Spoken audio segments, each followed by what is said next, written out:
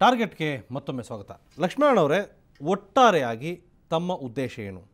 BJP ಪಕ್ಷವನ್ನು ಕರ್ನಾಟಕದಲ್ಲಿ ಒಡೆದು ಹೊಸ ಪಕ್ಷ ಕಟ್ಟಬೇಕು ಅನ್ನೋ ಉದ್ದೇಶ ಇದೆಯೋ, ಅಥವಾ ಬಿಜೆಪಿ ಪಕ್ಷದ ಒಳಗಡೆ ಉಳ್ಕೋಬೇಕು ಅಂತ ಇದ್ದೀರೋ, ಬಿಜೆಪಿ ಪಕ್ಷದ ಒಳಗೆ ಉಳ್ಕೊಂಡೇ ಇಡೀ ಬಿಜೆಪಿ ಪಕ್ಷವನ್ನು ಮುಗಿಸ್ಬೇಕು ಅಂತಿದ್ದೀರೋ? ಖಂಡಿತವಾಗಿ ಕೂಡ ಆ ರೀತಿಯಾದಂಥ ಯೋಚನೆ ನಾವು ಮಾಡಿಲ್ಲ.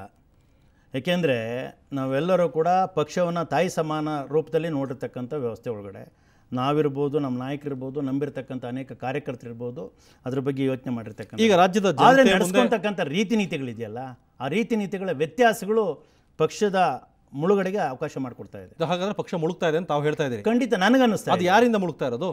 ನಮ್ಮ ಕರ್ನಾಟಕದ ರಾಜ್ಯದಲ್ಲಿರ್ತಕ್ಕಂಥ ಅನೇಕ ಹಿರಿಯ ನಾಯಕರುಗಳಿಂದ, ಹೈಕಮಾಂಡ್ನಿಂದ. ಜನತೆಯ ಮುಂದೆ ಈಗಾಗಲೇ ಒಂದು ದಟ್ಟವಾದ ಸುದ್ದಿ ಇದೆ, ಯಡಿಯೂರಪ್ಪನವರು ಪಕ್ಷ ಬಿಡ್ತಾರೆ, ಹೊಸ ಪಕ್ಷವನ್ನು ಕಟ್ಟುತ್ತಾರೆ ಅಂತೇಳಿ. ಇದು ಹೌದೋ ಅಲ್ವೋ?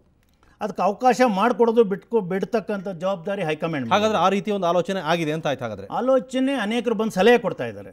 ಆ ರೀತಿ ಈ ಪಕ್ಷದಲ್ಲಿದ್ದರೆ ನಿಮಗೆ ಉಳಗಾಲ ಇಲ್ಲ, ನಿಮ್ಮನ್ನು ಪಕ್ಷದಲ್ಲಿ ಇದ್ದುಕೊಂಡೇ ಕೊಲ್ತಾ ಇದ್ದಾರೆ, ಮುಗಿಸ್ತಾ ಇದ್ದಾರೆ, ಆ ದೃಷ್ಟಿಯಿಂದ ನೀವು ಬೇರೆ ಪಕ್ಷವನ್ನು ಕಟ್ಟಬೇಕು ಅಂತಕ್ಕಂಥ ಒಂದಲ್ಲ ಎರಡಲ್ಲ ಅನೇಕ ನೂರಾರು ಸಲಹೆಗಳು ಬರ್ತಾ ಇದೆ. ರಾಜ್ಯಾದ್ಯಂತ ಪ್ರವಾಸ ಮಾಡುವಂಥ ಕಾಲದಲ್ಲಿ ಇವತ್ತು ಅಭಿಮಾನಿಗಳು ಮತ್ತು ಹಿತೈಷಿಗಳು, ಕಾರ್ಯಕರ್ತರುಗಳು ಅವರು ಸ್ವತಃ ಹೇಳ್ತಾ ಇದ್ದಾರೆ. ಕಾಂಗ್ರೆಸ್ ಜೊತೆ ನಿಮ್ಮ ಸಂಬಂಧ ಏನು? ಖಂಡಿತ ಏನೂ ಇಲ್ಲ. ಯಾವ ಸಂಬಂಧನೂ ಇಲ್ಲದೇ ಇದ್ಮೇಲೆ ಯಾಕೆ ಕಾಂಗ್ರೆಸ್ ಪಕ್ಷದ ಹೈಕಮಾಂಡ್ ಬಗ್ಗೆ ಪದೇ ಪದೇ ಮಾತಾಡ್ತಾರೆ ನಿಮ್ಮ ನಾಯಕರು? ಎಲ್ಲೋ ಒಂದು ಕಡೆ ಇವತ್ತು ರಾಜಕಾರಣದ ಸೇವೆಯಲ್ಲಿರುವಂಥ ಕಾಲದಲ್ಲಿ ಒಬ್ಬ ಶಾಸಕ ಇರ್ಬೋದು, ಮಂತ್ರಿ ಇರ್ಬೋದು, ಮುಖ್ಯಮಂತ್ರಿ ಇರ್ಬೋದು, ಇದ್ದಂಥ ಕಾಲದಲ್ಲಿ ಏನಾದರೂ ಸಣ್ಣ ಪುಟ್ಟ ಘಟನೆಗಳಾದಂಥ ಸಂದರ್ಭದಲ್ಲಿ ಪಕ್ಷ ಅವ್ರಿಗೆ ಸಪೋರ್ಟಿಗೆ ಬರ್ತಕ್ಕಂಥ ಒಂದು ವ್ಯವಸ್ಥೆ ಆ ಪಾರ್ಟಿನಲ್ಲಿ ಇದೆ ಅಂತಕ್ಕಂಥದ್ದು. ಅದು ಈ ಜ್ಞಾನೋದಯ ಆಯ್ತು ನಿಮಗೆ? ಈ ಹಿಂದೆ ಕಾಂಗ್ರೆಸ್ ಹೈಕಮಾಂಡ್ನ ದೂರ್ತಾ ಇದ್ರಿ ನೀವು, ಇದು ಹೈಕಮಾಂಡ್ ಸಂಸ್ಕೃತಿ ಅಂತೇಳಿ. ನೀವು ಪದೇ ಪದೇ ಹೈಕಮಾಂಡ್ ಬಗ್ಗೆ ಮಾತಾಡೋಕೆ ಶುರುವಾಗಿದ್ರಿ ಬಿಜೆಪಿ ಪಕ್ಷದಲ್ಲಿ, ಯಾಕೆ? ಪ್ರಶ್ನೆ ಅದಲ್ಲ. ಇವತ್ತು ಸನ್ಮಾನ್ಯ ನಾಯಕರಾಗಿರ್ತಕ್ಕಂಥ ಯಡಿಯೂರಪ್ಪನವರು ಮುಖ್ಯಮಂತ್ರಿಗಳಾಗಿದ್ದಂಥ ಸಂದರ್ಭದಲ್ಲಿ ಭ್ರಷ್ಟಾಚಾರದ ಬಗ್ಗೆ ಅನೇಕ ಸಲ ನಮ್ಮ ಹೈಕಮಾಂಡ್ನ ಹಿರಿಯರು ಮಾತನಾಡಿದ್ದಾರೆ. ಆದರೆ ನಮ್ಮದು ಶಿಸ್ತಿನ ಪಕ್ಷ, ತತ್ವ ಸಿದ್ಧಾಂತ ಆಚಾರ ವಿಚಾರವನ್ನು ಹೇಳ್ತಕ್ಕಂಥ ಪಕ್ಷ. ಆದರೆ ಅವತ್ತ್ಯಾಕೆ ನೀವು ಭ್ರಷ್ಟಾಚಾರದ ಆಧಾರದ ಮೇಲೆ ಅವತ್ತು ನೋಟಿಸ್ ಕೊಡಬೇಕಾಯಿತು, ಆ ಕಾರಣದಲ್ಲಿ ಹೊರಗೆ ಹಾಕಬೇಕಾಯಿತು? ಕೇವಲ ಬರೀ ಹೇಳಿಕೆನ ಕೊಟ್ಕೊಂಬಂದು ಈ ರೀತಿಯಾದಂಥ ಮಾನಸಿಕವಾದಂಥ ನೋವನ್ನು ಕೊಡೋದ್ರ ಬದಲು ತಾವು ಇವತ್ತೇನು ಧನಂಜಯ ಕುಮಾರ್ ಅವ್ರ ಮೇಲೆ, ಐನೂರು ಮಂಜುನಾಥ್ ಅವ್ರ ಮೇಲೆ ತೊಗೊಂಡಂಥ ತೀರ್ಮಾನ ಅವತ್ತೇ ತೊಗೋಬೇಕಾಯಿತು. ಯಾತಕ್ಕೋಸ್ಕರ ಈ ರೀತಿಯಾದಂಥ ಹೇಳಿಕೆ ಮೇಲೆ ಕೊಟ್ಟು ಮನಸ್ಸಿಗೆ ನೋವಾಗ್ತಕ್ಕಂಥ ಒಂದು ಪರಿಸ್ಥಿತಿಯಲ್ಲಿ ನಡ್ಕೊಂಡಿದ್ದೀರಿ? ನಿಮ್ಮ ನಡವಳಿಕೆಗಳು ಅಶಿಸ್ತಿನಿಂದ ಕೂಟಿರೋದ್ರಿಂದ ಅವರೆಲ್ಲರೂ ಕೂಡ ನಿಮ್ಮನ್ನು ದೂರ ಇಟ್ಟಿದ್ದಾರೆ. ನೀವು ಪಕ್ಷದಲ್ಲಿ ಉಳ್ಕೊಂಡು ಏನು ಮಾಡೋರಿದ್ದೀರಿ? ಹಾಗಾದರೆ ಪ್ರಶ್ನೆ ಅದು ಬರೋದಿಲ್ಲ. ಇವತ್ತು ಸಂಘ ಪರಿವಾರ ಮತ್ತು ಪಕ್ಷದ ಕಚೇರಿ, ಸನ್ಮಾನ್ಯ ಯಡಿಯೂರಪ್ಪನವರು ಯಾವುದೇ ಅಧಿಕಾರ ಇಲ್ಲದಲೇ ಇದ್ದಂಥ ಸಂದರ್ಭದಲ್ಲಿ ಮನೆಗೆ ಸಹಸ್ರಾರು ಜನ ಬರುವಂಥ ಕಾಲದಲ್ಲಿ ಇವತ್ತು ಬೇಡಪ್ಪ ಪಕ್ಷದ ಕಚೇರಿಗೆ ಬರ್ತೀನಿ ಅಂತಕ್ಕಂಥ ಮಾತನಾಡಿ ಪಕ್ಷದ ಕಚೇರಿಗೆ ಹೋಗುವಂಥ ವ್ಯವಸ್ಥೆ ಒಳಗಡೆ ಆದಾಗಲೂ ಕೂಡ ಅದಕ್ಕೆ ವಿರುದ್ಧವಾದಂಥ ತದ್ವಿರುದ್ಧವಾದಂಥ ಮಾತುಗಳು ಬಂತು. ಅಲ್ಲ, ಪಕ್ಷ ನಿಮ್ಮನ್ನು ಕೇರೆ ಮಾಡ್ತಾ ಇಲ್ಲ ಈಗ ಅಂತ, ನೀವೇನು ಬೇಕಾದರೂ ಮಾಡ್ಕೊಳ್ಳಿ ಅನ್ನೋ ಸ್ಟೇಜಲ್ಲಿ ಇದೆ ಪಕ್ಷ. ಅವಶ್ಯಕತೆ ಇಲ್ಲ ಅಂತ ಅಂದರೆ ನಮ್ಮ ಪಾಡಿಗೆ ನಾವು ಇರ್ತೀವಿ. ಪಕ್ಷದ ರಾಷ್ಟ್ರೀಯ ಅಧ್ಯಕ್ಷ ನಿತಿನ್ ಗಡ್ಕರಿ ಅವರೇ, ಯಡಿಯೂರಪ್ಪ ಮತ್ತು ಅವರ ಬೆಂಬಲಿಗರ ಈ ಪದೇ ಪದೇ ಈ ರೀತಿಯ ನಡವಳಿಕೆಗಳಿಂದಾಗಿ ಬೆಂಗಳೂರಿಗೆ ಬಂದಾಗಲೇ ಅವರೊಂದು ಮಾತನ್ನು ಹೇಳಿದರು, ನಾಳೆ ಪಕ್ಷ ಬಿಟ್ಟು ಹೋಗೋರು ಇವತ್ತೇ ಬಿಟ್ಟು ಹೋಗಿ, ಪಕ್ಷಕ್ಕೇನು ಹಾನಿಯಾಗಲ್ಲ ಅಂತ. ಧರ್ಮೇಂದ್ರ ಪ್ರಧಾನ್ ಹೇಳಿದರೆ, ಒಬ್ಬ ಯಡಿಯೂರಪ್ಪ ಹೋದರೆ ಅಂತ 100 ಯಡಿಯೂರಪ್ಪ ಬಿಜೆಪಿ ಪಾರ್ಟಿಗೆ ಬರ್ತಾರೆ ಅಂತ. ಅಂದರೆ ಇಂಡೈರೆಕ್ಟಾಗಿ ನಿಮ್ಗೆ ಏನೆಲ್ಲ ಹೇಳಬೇಕು ಅದನ್ನು ಹೇಳ್ತಾ ಇದ್ದಾರೆ. ಅಂದರೆ ನಿಮ್ಮ ಉದ್ದೇಶ ಏನಾಗೋದು? ಇದನ್ನೆಲ್ಲ ತಿಳ್ಕೊಂಡು ಬಂಡ್ರಾಗಿ ನೀವು ಇನ್ನೇ ಇದ್ದೀರಾ ಇಲ್ಲಿ? ಪ್ರಶ್ನೆ ಅದಲ್ಲ. ಪಕ್ಷದ ಸಿದ್ಧಾಂತದ ಆಚಾರದ ವಿಚಾರದ ಮೇಲೆ ಸಿದ್ಧಾಂತ ಶಿಸ್ತಿನ ಕ್ರಮ ಕೈಗೊಳ್ಳಬೇಕಾಗುತ್ತೆ. ಶಿಸ್ತಿನ ಕ್ರಮ ಕೈಗೊಳ್ಳಬೇಕಾಗುತ್ತೆ. ಅಂದ್ರೆ ಅದನ್ನು ವೇಟ್ ಮಾಡ್ತಾ ಇದ್ದೀರಿ ನೀವು? ತಪ್ಪೇನಿದೆ? ನೀವೊಂದು ಶಿಸ್ತಿನ ಕ್ರಮ ನಾವು ತಪ್ಪು ಮಾಡಿದ್ರೆ ಅಂದ್ರೆ ಮಾಡಿಲ್ಲ ನೀವು ಅವ್ರಿಗೆ ಸವಾಲ್ ಆಗ್ತಾ ಇದ್ದೀರಿ, ತಾಕತ್ತಿದ್ರೆ ನಮ್ಮ ಮೇಲೆ ನೀವು ಶಿಸ್ತಿನ ಕ್ರಮ ಕೈಗೊಳ್ಳಿ ಅಂತ. ಅಲ್ಲ, ಒಂದು ರೀತಿ ತಿಳ್ಕೊಬಹುದು. ತಮ್ಮ ಪ್ರಕಾರ ಹಾಗಾದ್ರೆ ಏನು ಹೈಕಮಾಂಡ್ ಬದಲಾಯಿಸಬೇಕಾ? ಹೈಕಮಾಂಡ್ ಸರಿ ಇಲ್ಲ ಹಾಗಾದ್ರೆ ತಿದ್ದುಪಡಿ ಮಾಡ್ಕೋಬೇಕು, ಅವರ ನಡವಳಿಕೆಗಳನ್ನ ತಿದ್ದುಕೋಬೇಕಾಗುತ್ತೆ. ಆ ಸಲಹೆ ನಿಮ್ಮಿಂದ ಪಡ್ಕೋಬೇಕು. ಖಂಡಿತ ಖಂಡಿತ ಕೂತು ಚರ್ಚೆ ಮಾಡಿದ್ರೆ ನಾನು ರೆಡಿ ಇದ್ದೀನಿ. ನಮ್ಮ ನಾಯಕರುಗಳು, ಕರ್ನಾಟಕ ರಾಜ್ಯದ ನಾಯಕರುಗಳಿರ್ಬೋದು ಅಥವಾ ದೆಹಲಿ ನಾಯಕರುಗಳಿರ್ಬೋದು, ನಾನು ದೆಹಲಿನಲ್ಲಿ ಗಡ್ಕರಿ ಅವ್ರನ್ನ ಭೇಟಿ ಮಾಡಿದ್ದೀನಿ, ಪ್ರಧಾನ್ ಅವ್ರನ್ನ ಭೇಟಿ ಮಾಡಿದ್ದೀನಿ, ರಾಜನಾಥ್ ಸಿಂಗ್ ಅವ್ರನ್ನ ಭೇಟಿ ಮಾಡಿದ್ದೀನಿ. ನಿಮ್ಮ ಟಾರ್ಗೆಟ್ ಯಾರು? ನಿಮ್ಮ ಉದ್ದೇಶ ಏನು? ಅದನ್ನು ಸ್ಪಷ್ಟಪಡಿಸಿ. ನಮ್ಮ ಟಾರ್ಗೆಟ್ ಏನಿಲ್ಲ.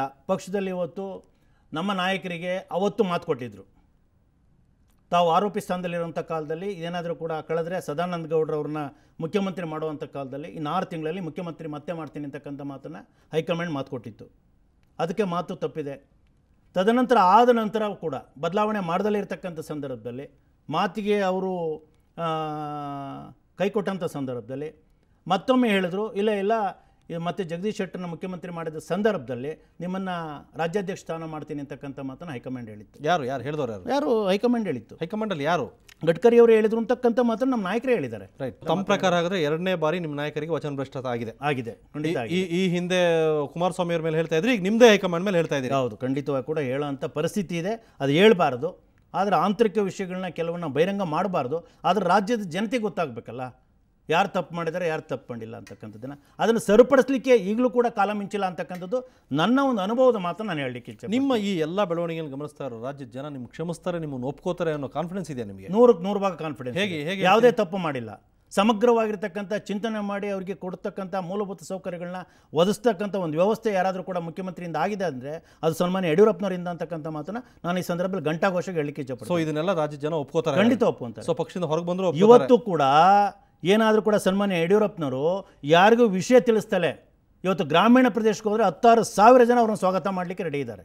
ಆ ರೀತಿಯಾದಂಥ ಪರಿಸ್ಥಿತಿ ಇದೆ. ಸಮರ್ಥ ನಾಯಕ, ಸಮಗ್ರವಾಗಿ ಹೈಕಮಾಂಡ್ ಈಗ ಈ ಸಮಸ್ಯೆಯನ್ನು ಬಗೆಹರಿಸಲೇ ಇಲ್ಲ. ಈಗ ಡಿಸೆಂಬರ್ ರಾಜ್ಯಾಧ್ಯಕ್ಷ ಸ್ಥಾನ ಇಲ್ಲ ಯಾರಿಗೂ ಅಂತ ಹೇಳಿದ್ದಾರೆ.